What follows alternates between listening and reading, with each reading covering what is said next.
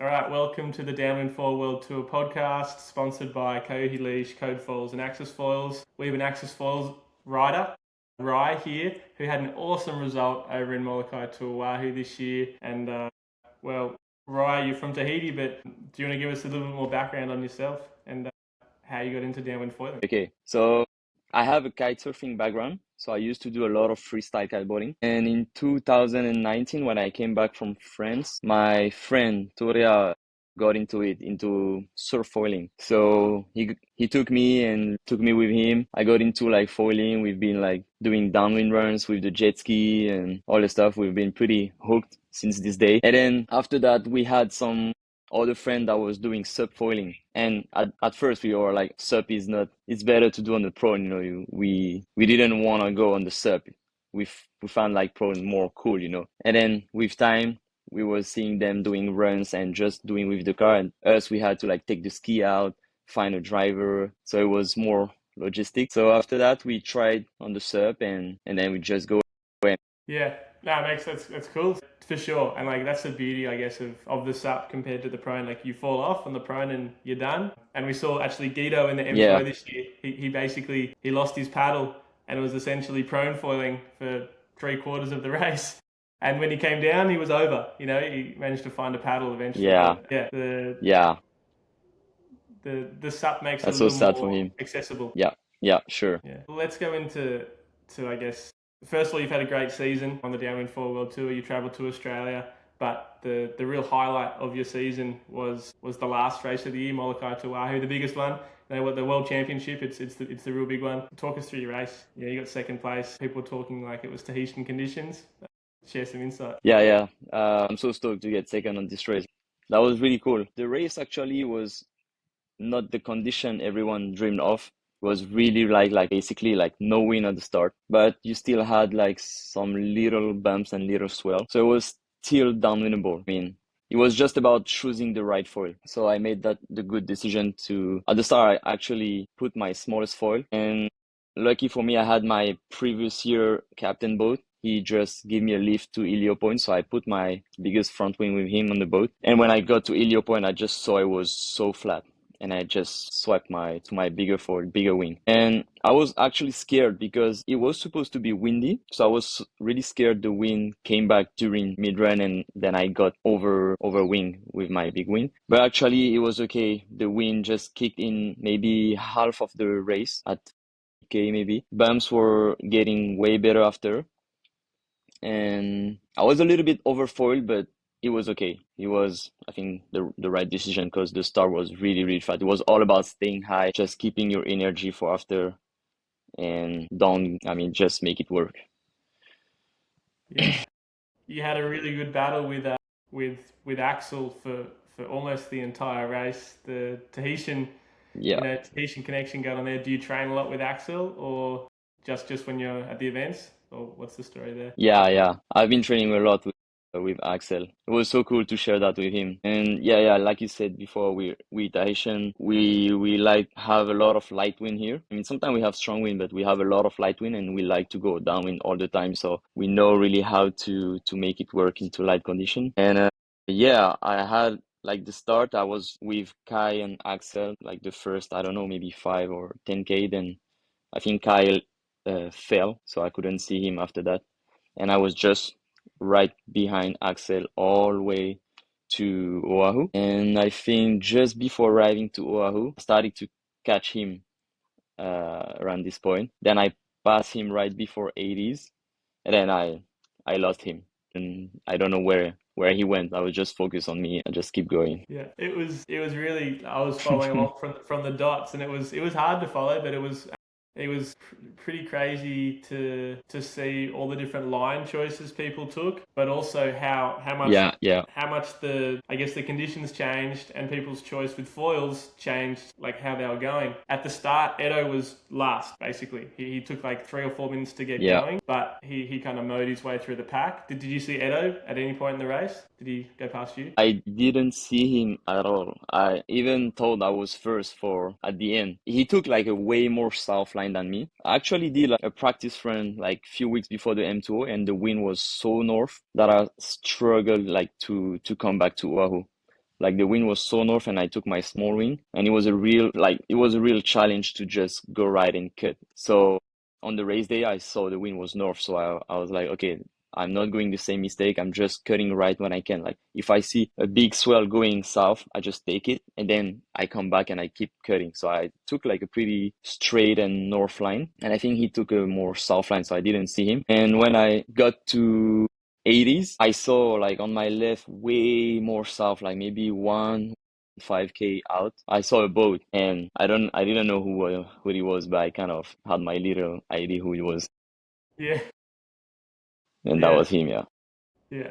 I guess yeah. You did the race with no boat support this year. Yeah, I wasn't escorted. Yeah. Yeah, yeah. Which is like it makes it a lot cheaper. I thought it was gonna be cheaper to do an escorted, but actually Yeah, not really. yeah. It makes it cheaper, but a little bit cheaper. But I feel like you do benefit a lot from an escort in a race like that, especially when the conditions are so variable and everyone's so spread out. Yeah. I guess if you had an escort, telling you where everyone else is, or having the option of a few different foils, having all your luggage on the boat, it's a tricky race, Molokai to Oahu for sure. Yeah, I was hesitating to take an escort boat because it's kind of more relaxing even for your mental, like to know there's someone close to you. So I think you can like push more and feel better during the race. But it was okay doing the thing alone. Like there's a lot of people around you, so you feel safe. So it's okay. Yeah, I think probably would have been less of an issue in conditions like the previous 2 years because the conditions are more, solid, like less variable than we had in this edition, 2026. Yeah, for sure. If the wind is stronger, it's better to have an escort boat. Actually, I did like two practice run this year, and so the one with the north wind was pretty bad, and one with a really strong wind, and it was so scary. Like we had an escort boat, but he was just like behind us, closing the line for everyone, so you cannot see him. I was just alone, and I was with Giro somewhere else. I can see Giro on my left, but yeah, it's really scary. Like when you're out there, and it's like 30 knots. It's really different from coast run. You Yes, have really big swell, big steep bump. So if you fall or if you break something out there, it can be so dangerous, man. absolutely. Yeah, you can miss the island and Yeah, yeah, and we even have like a little story like on this day. I think it was the strongest wind day on the practice run. Manute, a friend of mine, a Tahitian guy, saw a huge tiger shark. So he fell, and the shark was really big, like just stay around him and like doing some turns around him. He was so scared, and he couldn't pop up after that because he was alone, shaky. and he Yeah, was trying to call the escort boat, and he was waiting like for 1 hour. He was shaking, and he said I was like crazy. So yeah, pretty scary. yeah, It can be pretty sketchy out there.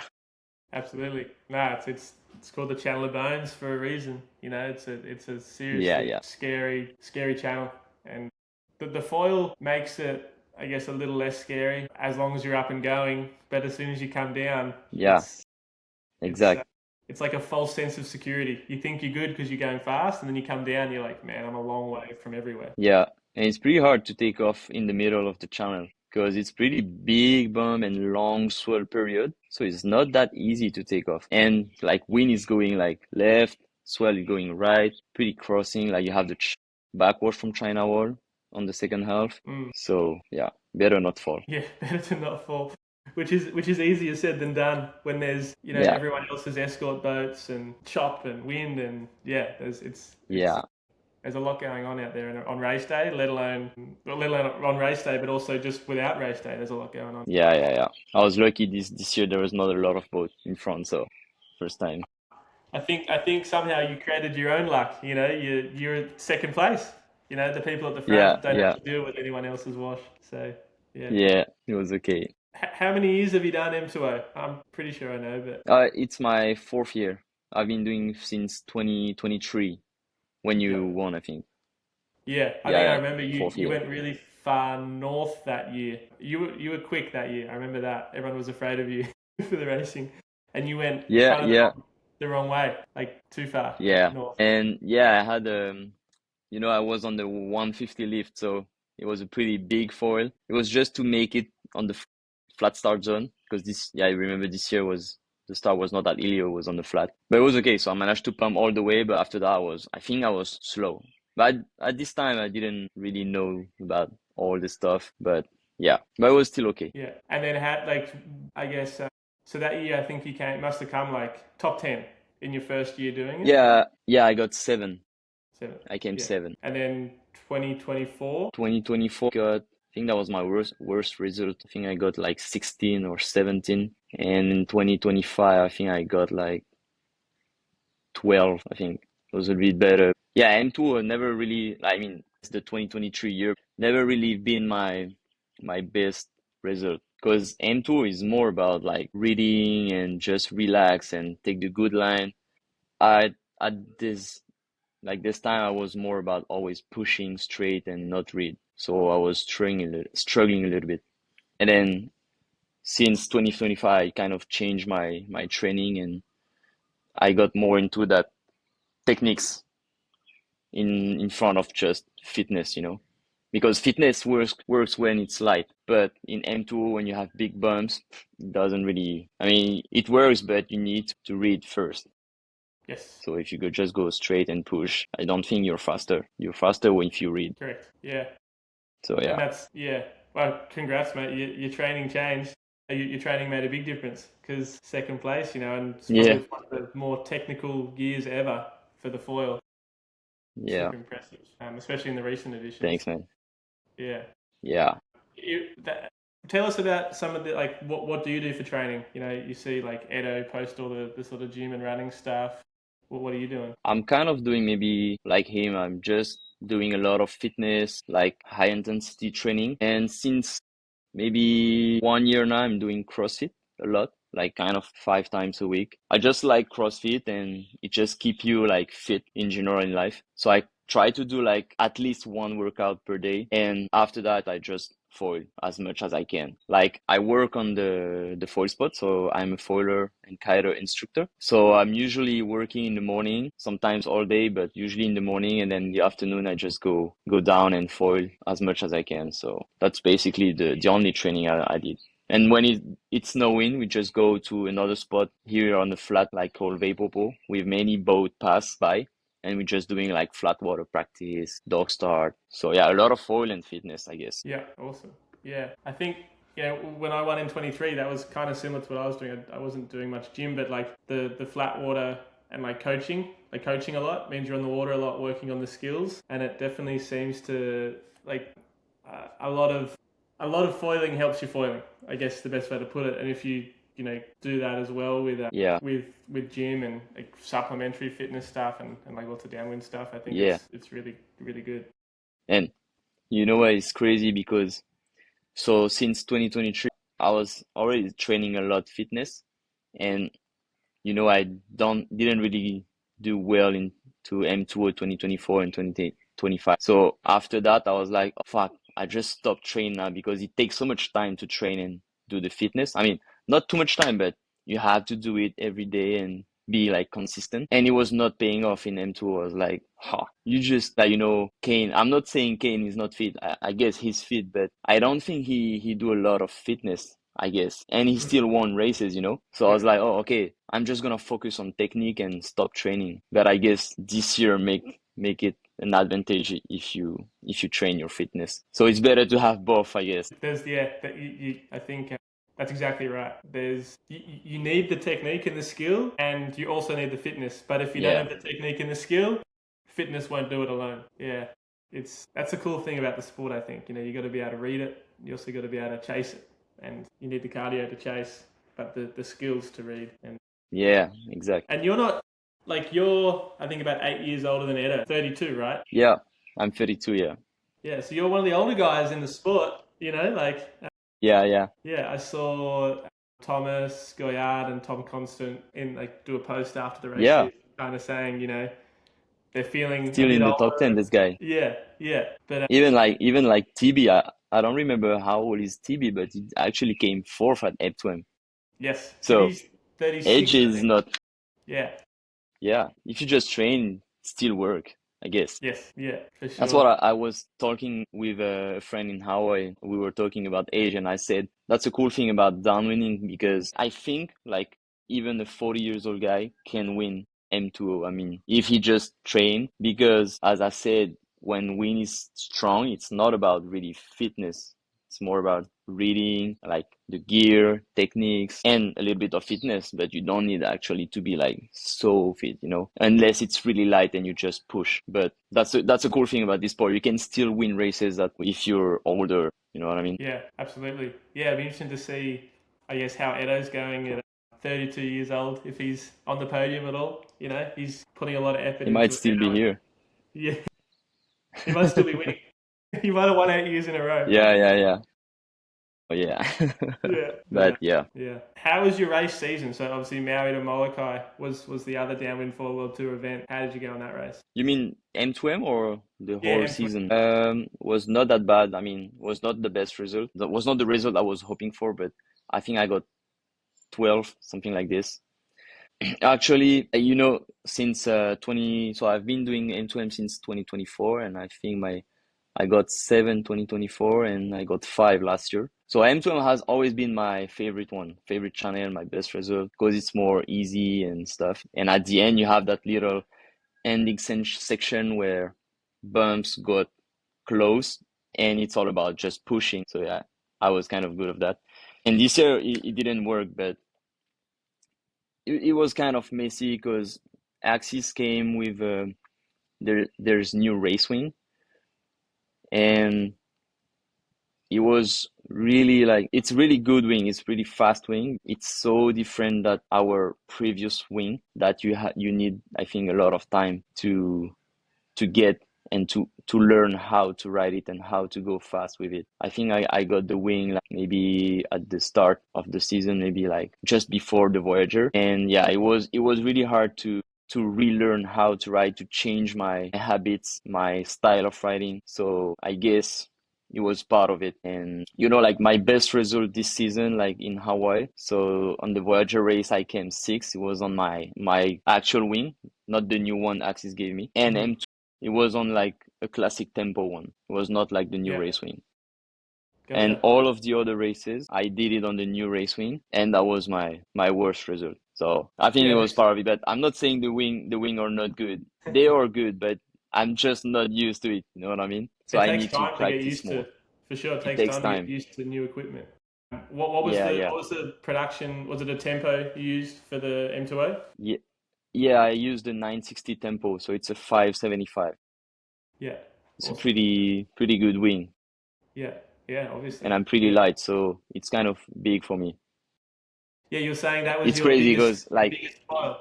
yeah, yeah. Like, no, I mean, my biggest is a 1020, so it's a 650, but it's so big that I never use it. And Mm. 960, so it's my big win for light days. So when I came in Hawaii, like Hawaii, you always have wind. So I was always riding my smallest foil, so it's a 470. And for M2O, when I swapped to this wing, I was like, oh my God, I didn't ride this wing for like 1 month. It's gonna be so weird to get back on the big wing, like more foot Yeah, yeah, pressure, so slow. You need to, change your habits and get back to that slow speed. yeah, So before the race, I just got to Helio Point like 30 minutes before. I was doing like a lot of paddle ups, little downwind, then with the current going back up, then downwind again, just to yeah, get used to it again. yeah. But It yeah, just shows how like a foil that you're familiar with can be better than like the brand new yeah, you stuff. can be way better. Even if the fall is not faster, if you're used to it, can be better. Yeah, yeah, nice, interesting. And then what You how can still be better with a new front wing. Yeah, yeah, sorry, go once ahead. you get used to it though, that's it. Like you need time to dial into new gear. Yeah, yeah. Unless your actual wing is really, really bad, and then you have a new wing that's way better, for sure you're gonna be faster with that. But now we're kind of arriving at a level where our actual wing are already so fast, so it's hard to do, I guess, new wings like way faster. It's getting like little difference. So yeah, Yeah, you have yeah, to, and if you change a lot of like the aspect ratio, or it's always different to use like low aspect ratio or high aspect ratio, flex wing, stiff wing, less cord, more cord. It's always like a little difference. for sure. Yeah, like you said, if there's a big difference in speed, it's going to be better. But the foils are getting to a point where there's less gains to be made. I feel Yeah, like this year was really yeah, about yeah, it was the year of the mast. Lots of brands brought out new masts. The the Axis KUV Yeah, mast was, very hyped up, I guess, and I guess it, yeah, that's because you can only make so much gains out of the front wing now. Everyone's looking at the mast to try to go faster. yeah. I saw the new mask. Like every brand, I think this year come with a new mask. It was crazy. Yeah, It was yeah, pretty cool. very cool. Yeah, the sport's evolving. Actually, how heavy are you, Rai? You said you're not that heavy, but what do you weigh in kilograms? I weighed 74, I think. I'm Mm. not that heavy. I'm pretty light, Right. Yeah, yeah, for sure. so I need small wing Yeah, yeah, for sure. usually. And then what board are you using? So I'm riding a Frank foil board. It's I think a 8-1 by 16 and a half, 93 liter, something like this. Yeah, It's kind of yeah, it's kind of long, but I think length make it easier to take off like this small wing. Yeah, for sure. it's pretty good board. I like Frank. Yeah, that's Sorry? a like a foam core, not a hollow. Like a what? It's a foam core, so not a hollow board. Yeah, it's a foam core. Yeah. We don't. I never try hollow. I don't think Frank does hollow yet, but and I've heard many things, different things about hollow, so I'm still not sure. But Yeah, it seems like that's the next thing, right? Because I guess Nash, KT, Duotone, I think have hollow boards, so it's interesting to see everyone looking for the one yeah, percenters to just make that foiling experience for the racing that more efficient, performance. better performance. Yeah, Yeah, yeah, very yeah, cool. yeah, Yeah, so I guess why don't we talk a little bit about the Downwind Foil World Tour? You, I guess the Tahitian Fall Festival was a part of the regional tour this year, and you had some really good results there. Battled Kai Thompson. You got one win each in the races in Tahiti. Shed a little bit of light on how those races went and how the conditions are back home. yeah. So we've been pretty lucky for the Taishan festival like this. We had pretty good wind. I mean, not the best one, but it has been windy. So yeah, it was cool. It was cool to have like an event at home and with international rider coming in like Kai Thompson, Jared Snow, his brothers. Like we wish we had like more international people, like Hawaiian people. Oh, I guess Nick. Yeah, Nick Kapule came too. But yeah, maybe for next time. But it was cool to like have all these people here. And the other cool thing about this event was that it was not all about downwinning. We had like 4 or 5 disciplines. Like we had downwinning, we have surf foiling, dog start, and yeah, and the second downwind, I guess. But yeah, it was so cool. We had pretty good wind, pretty good condition for surf foiling to good waves. And the downwind was a crossing, so between the islands, so from Tahiti to Moorea. This is one of the best like crossing. It's so easy. Like it's 40 kilometer run and it's pretty easy. Like you have the wind just blowing, like you just go straight to Moria. Then maybe on the last part of the run, you have like the south swell coming, so it makes it a little bit backwashy, but it's really not that hard. It's not like M2O or like this. It's like way more easy to do it. So yeah, it was really good, pretty cool. Yes, sounds super cool. I've definitely got that penciled in for next year. Looks like a fun one. And who wouldn't want to go to Tahiti, right? Yeah. You should go. It's not that far. I mean, I guess it's like between Australia and Hawaii. Yeah, it's not far at all. It's Hawaii's actually like one of the closer races, like international races we can go to, and Tahiti's pretty much kind of the same distance because I think we have to fly through New Zealand.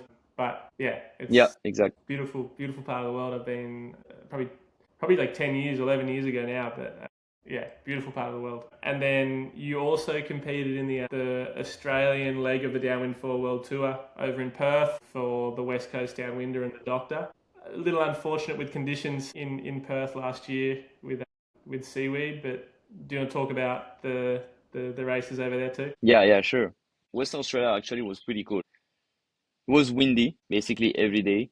It was not cold, it was sunny. It's really easy to do downwind. It's pretty cool to do like carving. Bumps are really good. But yeah, it was pretty hard with the seaweed actually.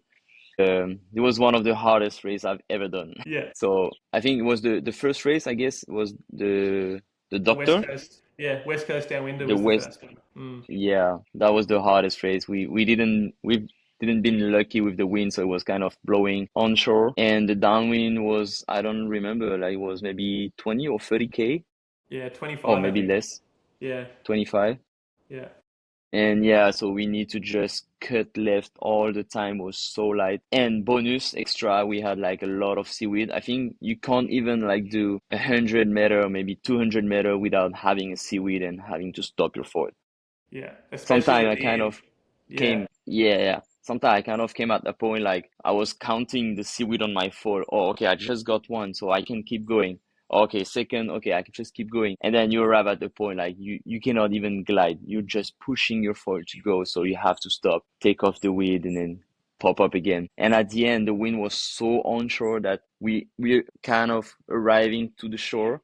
Then we have to stop, paddle out, like front paddle out, then take off again, surviving, then stop, paddle out again. So yeah, that was pretty hard. yeah, it was a really tough And race. It was not yeah, like very strange conditions for that time of year. It'd be like having it's like having a massive storm coming. It's like it'd be like in Hawaii having Kona winds the yeah, yeah, yeah. during the race season. It's It's not it's normal. it's Yeah, not yeah. normal. Yeah, We but have been like I really said, I've lucky. Yeah, said before, like that's I've been to the Western Australian like race week for like the last 12 years, and there's always a little bit of seaweed. Don't get me wrong, but yeah, most of the time not as you don't much. you don't have to stop for seaweed. Like you can turn and it comes off. This year, Yeah, that westerly, like the onshore wind came and it brings a lot of seaweed in, and it's really it's not normal, I guess, and it's unlucky that that yeah. was I the think time that everyone came for the foiling racing, and it was like couldn't have been worse timing. yeah, And we're hoping this year, obviously, is a lot better conditions. But yeah, yeah, I hope everyone comes because I think a few people stayed after, and then the seaweed cleared and the conditions are really yeah. good. I heard about that. It was super fun, but Yeah, yeah, we got unlucky. But yeah, and then the doctor was a little bit better than the West Coast downwinder, but still. yeah, yeah. Actually, the doctor was a little bit better. Still a lot of seaweed, and it was a hard start too at at the race. I thought Yeah, the start was going to be like out in the bumps, and they actually did it like inside, like the OC1 and kayak one. So it was so hard. I put my like small foil because I thought it's gonna be in the bumps, so I couldn't pop up and flat start. So I guess it was done already. Like some guy like Kai, I mean maybe you too, yeah, like four of and us, I think, five of us made it around Jared, the corner. Yeah, Kai, yeah, Jared, myself, and just did like the Oscar flat water and Tibby. Yeah. pump all the way to the bumps, and then it was gone. But after that, the downwind was okay. We had good bumps, and but yeah. Yeah, it So I was. think it can be a pretty good spot. But we Yeah, just hadn't been lucky with condition. yeah, it's going to continue as a stop for the I guess 26-27 season, but we're going to keep an eye on it. If it keeps doing that, then we're going to look at somewhere else because it's not good enough. If it's always like last year, Yeah, no one's going to turn up, and like it's still racing, but it's not very fun racing. It's not why we do it. yeah, yeah, for sure. Yeah, Like I was like, if like for the down forward two, you have to do 4 events. I'd rather maybe choose France because I think condition can be more fun, but I'm hesitating because France is so cold too. yes, It's pretty hard to downwind into cold. yeah, Yeah, just yeah. have to choose and let's see. Yeah. So the Downwind Forward Tour is like involves those two races in Western Australia, the two big Hawaiian races M2M and M2O, and then obviously the Crozon Fall Fest and Central Pay up in France. And yeah, we're definitely looking to grow that, include more events, but based on I guess the number of people that attended four races this year, there was like just under 30, I think it was about 30 riders sort of Mm-hmm. did four events. So and only about five or six people did six events. So there's not really doesn't seem like there's the demand to do more racing. So like we're going to keep it at four events is what it looks like. But yeah, like the whole point of the Down and Forward Tour isn't to crown like the world champion. It's just to try to grow the sport around the world and have more places like Hawaii where you can go foil with friends, do some racing, and have a good time. So Yeah, yeah. yeah. What are your thoughts on the Downwind Four World Tour? Yeah, so like I said, I think it's a good idea to grow, like for growing the sport. Even like if like we want to crown a champion, I guess it's pretty fair to do it like in many places. Like it gives more chance and it really crown like the most complete rider, the most consistent. It's kind of like surfing, like WSL. They do a lot of event during the year, and the one that has been the more consistent just win the championship. So it's pretty good. But like I said, on the other point, it's pretty hard for some people to travel and do all of the events of the year. So doing one at one place can be good too, but you better like not do your mistake, I guess, because in downfalling, when you do a mistake, then it's done. So you don't have like a second or third event to catch back on the points to reach the titles. It's all in the one race. So I think it's a good idea. Just need to, I don't know, to to make it works, with everyone. I don't know.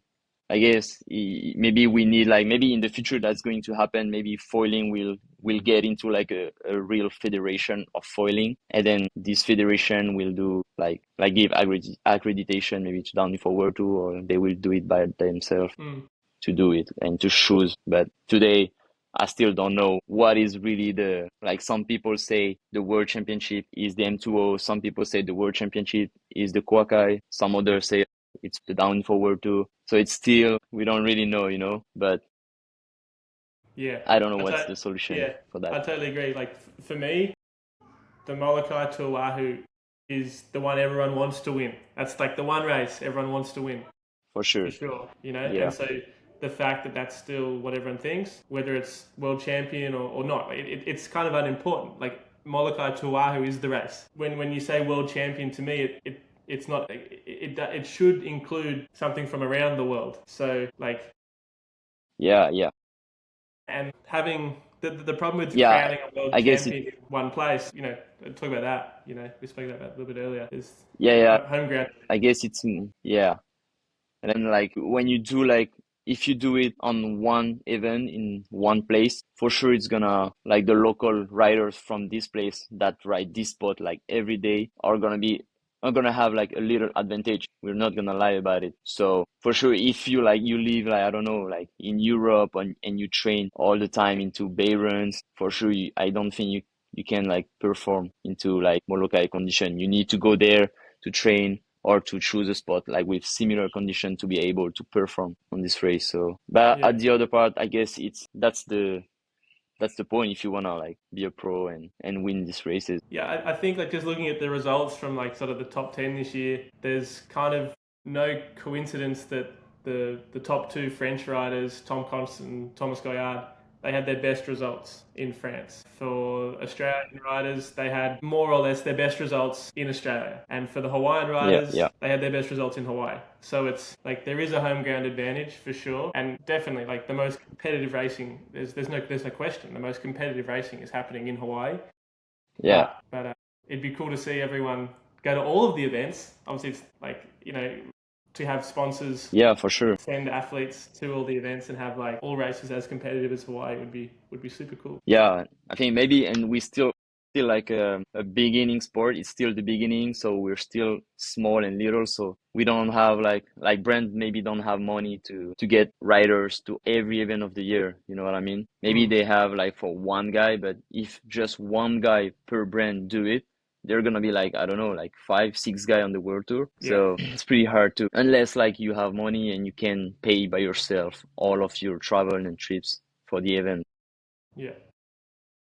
One of the cool things about, I think, foiling at the moment and the fact that it is small is that you meet people, and then when you travel to, say, like Australia or Tahiti or Hawaii, you kind of, friends help out and make it a little bit cheaper too, which is like, it still happens in surfing these days, like in the Challenger series, and like to be able to afford to do the circuit, you kind of got to group up and go as a bit of a team and sort of trade accommodation and share the costs. Yeah, for sure. And I think it's a cool thing about downwind foiling as well, because it's community, right? We're all doing the same thing, but from different parts of the world, and we're all passionate about the same sport or hobby, whatever you want to call it. And